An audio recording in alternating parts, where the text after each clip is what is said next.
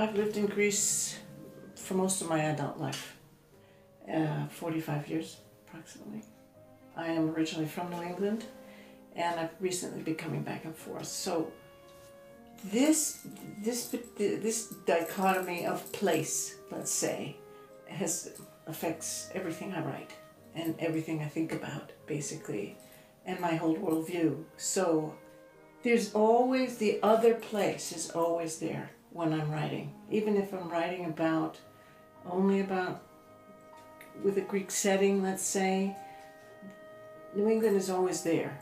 Not necessarily do I write it, do I put it in the poem, but it's present. I think for me, the fact that New England and Greece are so different linguistically, I leapt into a totally new environment that I had to learn from the beginning, basically. I'm bilingual I'm fluent in Greek, and after that actually happened, I love the fact that being able to integrate that particular language, which is a beautiful language, into some of my writing. And then, of course, the recent translations of some of my poems into Greek has been very exciting and very satisfying.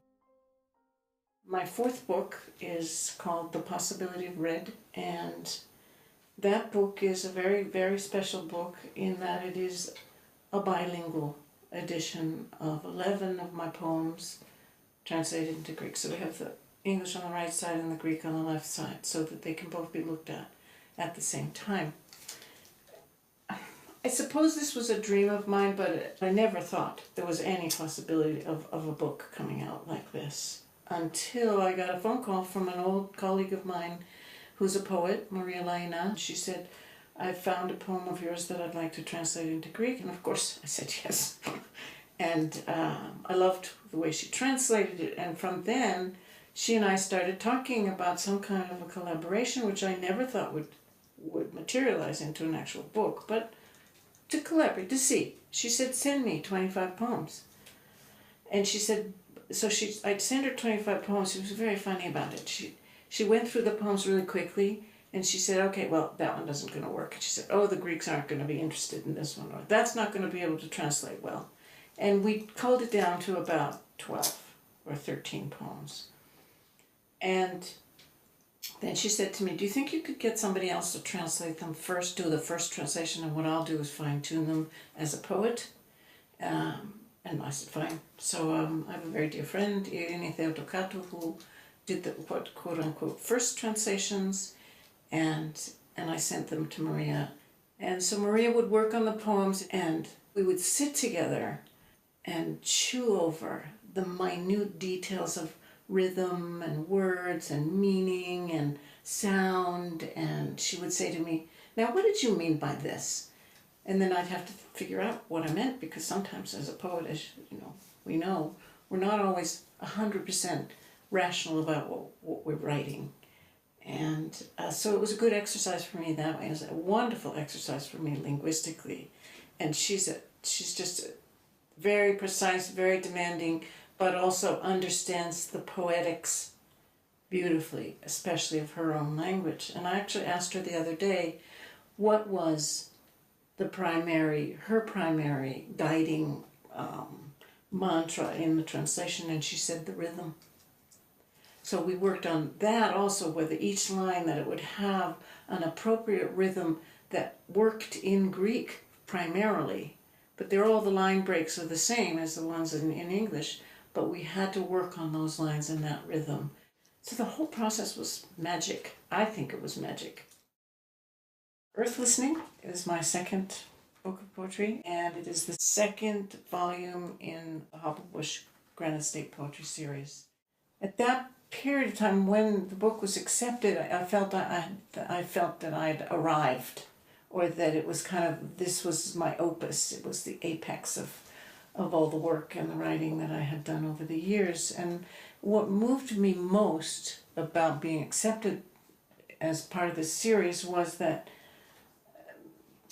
Sid, who's my editor and publisher, thought that I was a New Hampshire poet. And I had just returned to the U.S. and that was just a very emotional thing to be included, to be embraced as a regional poet. And I didn't think of myself as that, but then of course I am, because this is where my feet belong most of the time. Winter Rose. All summer long the roses hibernate inside the crackling air, the hot, steady sun pulling them unbending into stillness, coppered leaves waiting, holding back the sap, curled in upon themselves, unwilling to do their job, the earth quiet around them. Today, not yesterday, they broke open into deep red-leaved shoots, the ones that announce a coming blossom, lipstick red, fingernail mauve, eyelid white. I whisper their names, astounded that they ever remember to bloom again, unlike our human seedlings, which lean against the earth, searching for signs of what we have been told. No longer any comfort from mystery, our children leaving us like rain.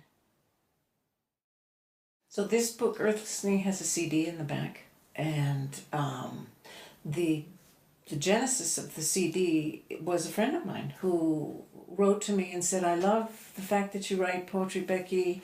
I like reading them, but I much prefer hearing them. And she said, and I suspect there's a lot of people out there who love to listen as opposed to read. And after that, I thought, this is not a bad idea to include this. So I found a young man, he was 15, who loved recording instruments. And I went up to his house, into his living room, and he had all this stuff. And he's the one that made it for me. And it's a very good CD. As far as where I write the most, I would probably say that that Greece inspires me. The whole experience of living there is so much a part of my being that I work on. That is what comes out. That's mostly. My inspiration from New England is a newer inspiration. It's more where I'm more grounded, and I'm more, the memories that I carried with me for so many years are now real. They're there. I visit my mother and father's house. I drive the streets that they drove. I talk to the people they knew. That kind of concreteness is moving into the poetry too. Time-wise, it's hard to say whether I write more there or not. I have more quiet time in Greece right now, so that may be the container for writing more. But boy, when I get something, I write it, no matter where it is.